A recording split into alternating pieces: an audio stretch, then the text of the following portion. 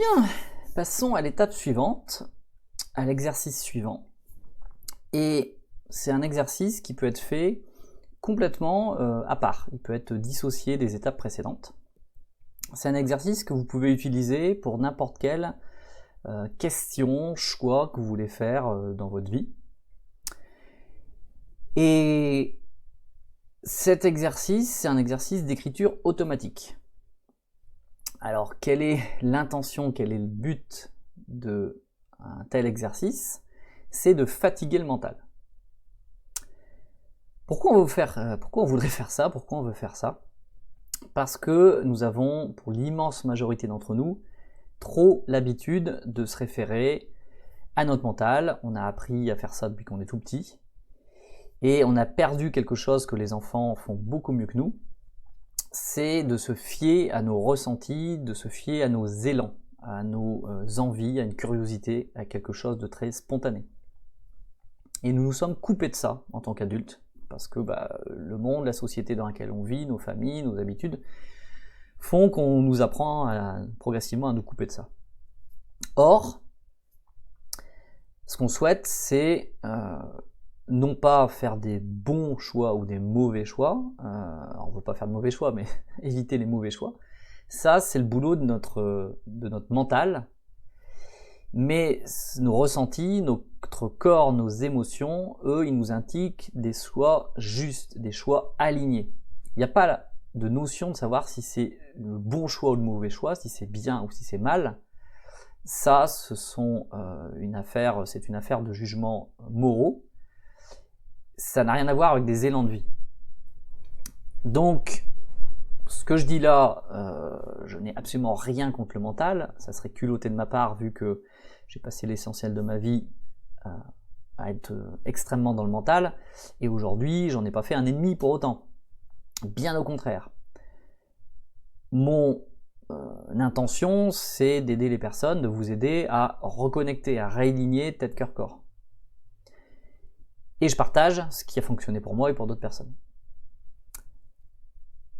Qu'est-ce qu'on veut faire en fatiguant le mental? C'est que le mental se mette en retrait pour que la place soit laissée afin que les ressentis, l'aspect corporel, donc élan de vie, force motrice et émotionnel, remontent à la surface, que ça puisse remonter à la surface et être conscient, être visible.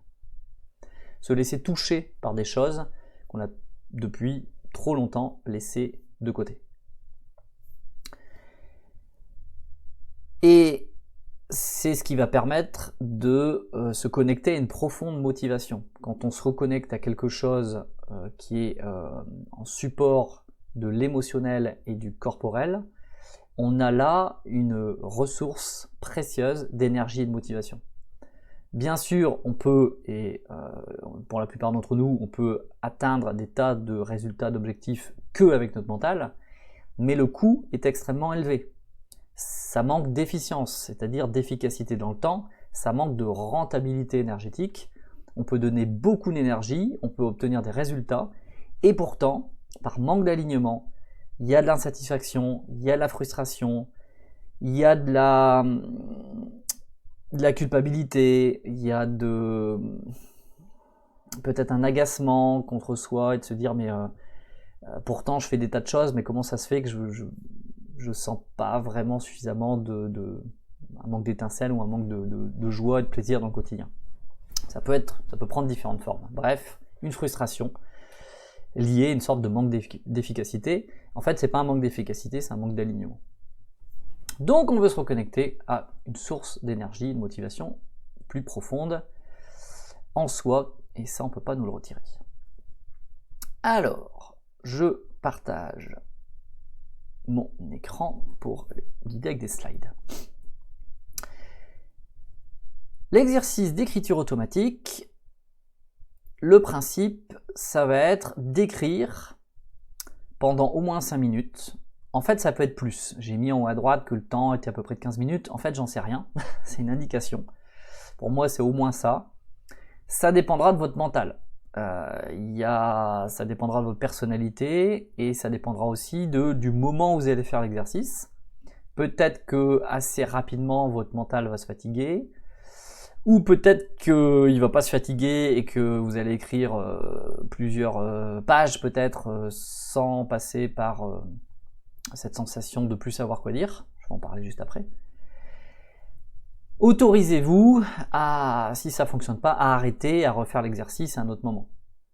Ça va être très important de faire cet exercice dans, je vais employer un mot fort, dans l'intimité. C'est-à-dire, mettez-vous seul, dans un contexte calme, sans bruit, paisible. Si vous savez qu'il y a quelqu'un dans la pièce d'à côté ou ce genre de choses, vous ne serez pas serein, sereine, tranquille pour vous pouvoir, même en silence, écrire sur une page et vous livrer. Donc c'est fondamental avant de mettre ce cadre-là en place, avant de démarrer l'exercice. Et deuxièmement, préparez plusieurs feuilles sur lesquelles vous allez écrire. Parce que si vous coupez l'exercice, si vous vous arrêtez pour chercher des feuilles, eh ben, c'est comme si vous allez devoir recommencer à zéro. Donc préparez plusieurs feuilles, préparez un stylo.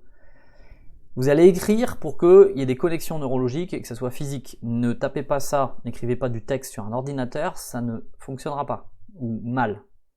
C'est important que ça soit incarné et qu'il y ait une liaison avec un stylo. Voilà. Maintenant, le principe, c'est lequel? C'est pendant donc au moins 5 minutes, écrivez sans vous arrêter. Il n'y a que ça à retenir de l'exercice, si je peux dire, sur le principe, le processus. Il va vous falloir écrire sans jamais que votre stylo ne s'arrête. Et vous allez répondre à une question du style « Qu'est-ce que j'aimerais tellement en… » Alors là, il est écrit 2025 parce que j'ai repris des slides de 2025, du début de l'année, mais « Qu'est-ce que j'aimerais tellement en 2026 ?» Créez votre propre question. Ça, c'est un exemple. Mais essayez de trouver une question qui va vraiment toucher quelque chose qui va résonner pour vous. Ça peut être dans les prochaines semaines, qu'est-ce qu'il est essentiel pour moi de transformer. Ça peut être en 2026, qu'est-ce qui compte le plus pour moi. Bref, créez une question sur mesure qui va vous toucher avec des mots à vous qui créeront un petit peu de résonance, de telle façon à déjà préparer un terrain, un terreau pour vous connecter et écrire des choses comme une sorte de journal intime. De toute façon, ce que vous allez écrire, c'est ça le principe. Si vous ne savez pas, eh ben, partez sur la question que je propose. Qu'est-ce que j'aimerais tellement en 2026? Qu'est-ce que j'aimerais tellement dans les prochaines semaines, les prochains mois? Et ensuite, et je vais réinsister là-dessus, vous allez commencer à écrire et le stylo ne doit jamais s'arrêter. C'est justement parce que notre mental il va nous lancer plein d'idées que au début ça va être facile et on va marquer sur le papier tout ce qui nous vient en tête parce que notre mental va nous dire quoi écrire. Et on veut atteindre au moins une fois un point où on sera à sec. Notre cerveau, après avoir écrit une page, 2 pages, il va être en mode je sais plus quoi écrire. Et donc là, votre stylo risque de s'arrêter. Or, le principe, c'est que votre stylo ne doit jamais s'arrêter, donc vous allez faire le disque rayé. Et vous allez soit répéter le début de la réponse à votre question, par exemple ici, en 2026, j'aimerais tellement que, j'aimerais tellement que, j'aimerais tellement que, en 2026, j'aimerais que, en 2026, j'aimerais tellement que, et vous écrivez, vous réécrivez ça, en continu. Tant qu'il n'y a pas d'idée, qu'il n'y a rien qui vient, vous réécrivez. Ou alors, vous pouvez réécrire la dernière phrase que vous avez notée. Vous repartez de la dernière phrase que vous avez notée et vous la réécrivez, vous copiez. C'est essentiel de passer par cette étape-là, au moins une fois, parce que ça voudra dire que vous êtes passé par un step où votre mental, il est à sec, et c'est justement là où les choses les plus profondes vont pouvoir ressortir et être écrites. Et quand ça va arriver, moi ça me fait une sensation de respiration, une espèce de eureka, et oui, il y a ça. Et là, ce que je vais marquer, c'est beaucoup plus fort et beaucoup plus important pour moi, essentiel, que ce que j'avais pu noter avant, juste avec mon cerveau. Donc laissez venir spontanément les idées. Parfois c'est pas évident aussi, mais notez tout ce qui vient. De toute façon c'est vous, c'est intime, vous n'avez pas partagé ça aux autres. sans jugement, sans censure, sans frein. Laissez-vous surprendre par les mots qui vont venir. Écrivez, écrivez, écrivez et passez par cette phase de fatigue mentale pour laisser affleurer ce qui compte le plus. Ok? Je stoppe là la vidéo d'explication. C'est à vous et je ferai une 4e vidéo pour vous expliquer la suite de cette étape 3.